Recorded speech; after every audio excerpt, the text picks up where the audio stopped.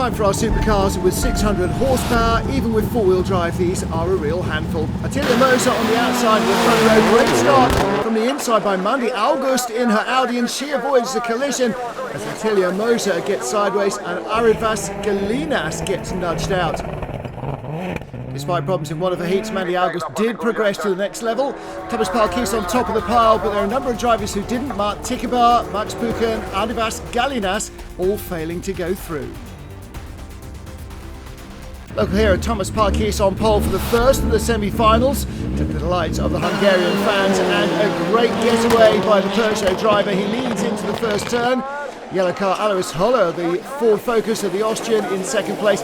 Not entered for the full championship this year, only in the Central European zone. There's trouble behind though, and in the dust, Csucsu, the Hungarian in the Ford Focus, has tangled with Tristan Ecker in the VW Polo. Red flags, and they will restart without Csucsu. Another good getaway by Pal Kiss, Holler right behind him, and Mandie August in the Audi moves into third place. And as Pal Kiss races away, Mandie August also joins him in the final.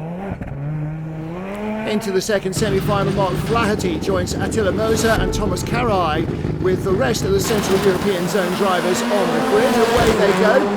And Janko Weitz and Zoltán Vas first and second, but Mart Flaherty is in third until he's turned around by Atilla Mozer's Skoda.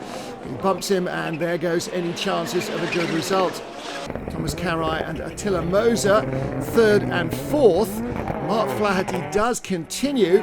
Unfortunately, he's so far back, no hopes whatsoever of making it through to the final. And in fact, he's even lapped by the leader Zoltán Vas to add insult to injury. Flaherty presses on towards the end. Meanwhile, Atilla Mozer in the Skoda Fabia and Tamas Kárai in the Audi A1 battle each other for a podium finish. Both will make it through to the final.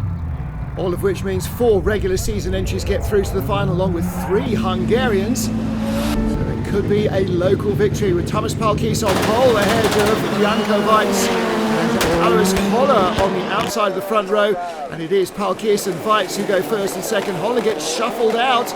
Mandie August also getting by him for 5th, and that's Zoltán Vas right in front in the Mitsubishi Colt. The Hungarians are dominating here. Tamas Pal Kiss leads from Janko Weitz in the Skoda, then third is Tamas Kárai in his Audi A1. So their local knowledge certainly seems to be working even in the dense dust. Pal Kiss comes from karting and single-seaters, but competes in the European Rallycross Championship. No wonder he's leading the field here. Good battles on behind him though. Mandie August well up the order, just ahead of Atilla Mozer, but she's slid wide. And as they come out of the corner, contact, Mozer survives, so too does the Audi. So Mandie August continues going. A wild moment there. Let's take a look from on board. Big handful of lock. Couldn't avoid contact there, Atilla Mozer, could he? It's a Hungarian 1-2-3. Tamas Pal Kiss from Janko Weitz in the Skoda Fabia, and in third place Tamas Kárai in his Audi A1, another European Rallycross Championship regular. Pulling away out front, Tamas Pal Kiss's car looks absolutely brand new. Not the case, I'm afraid, for Mandie August and Atilla Mozer after their contact. Both of them retire with damaged cars. Tamas Pal Kiss looking every inch the racing driver on the tarmac, hurling the car around. And in third place, Tamas Kárai takes his joker lap. Now, can the Hungarian in the Audi make a difference? Pal Kiss will stay out longer in his Peugeot 208. The tactic usually being that if you're behind, you take the joker lap earlier to try and make a difference. If you're out front, you take it later to try and build as big as an advantage as you can. And Pal Kiss still the leader. Tamas Kárai in second place as far as Rallycross Challenge Europe results are. And Pal Kiss on to his joker lap on lap 4 of 6. Down the gearbox for the tight left-right that ends the joker lap. And out he comes neatly in front.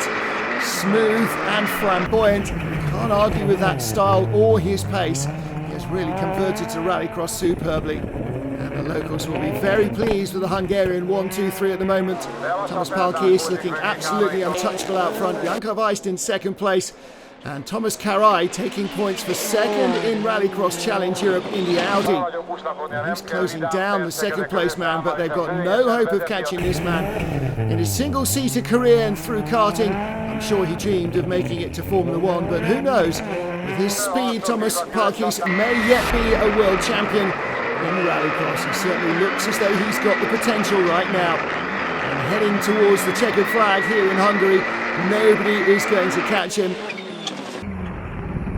2 corners from home now, final lap for Tamas Pal Kiss, making it all look very straightforward. Checkered flag awaits around the last turn. It'll be victory in Hungary, and a close battle shaping up at the line. Jankovic just in front of Tamas Kárai, second and third. But our happy winner is Tamas Pal Kiss. Yeah, it was absolutely fantastic. I mean, in looking at the standings and the result, it's absolutely one of the best weekends for us, because this has been the strongest grid, being racing in the Hungarian Championship, and now together with the RCE Championship and also the Central European Zone Championship, it has, become a very strong grid. I mean, it was almost a European Championship. Maximum points for Tamas Pal Kiss. Tamas Kárai got points for second. Mandie August points for third because her faster lap was quicker than Attilla Mozer's. Csucsu and Flaherty unlucky. Tikkerbär, Pucher and Galinis with mechanical problems unable to take part in the big final.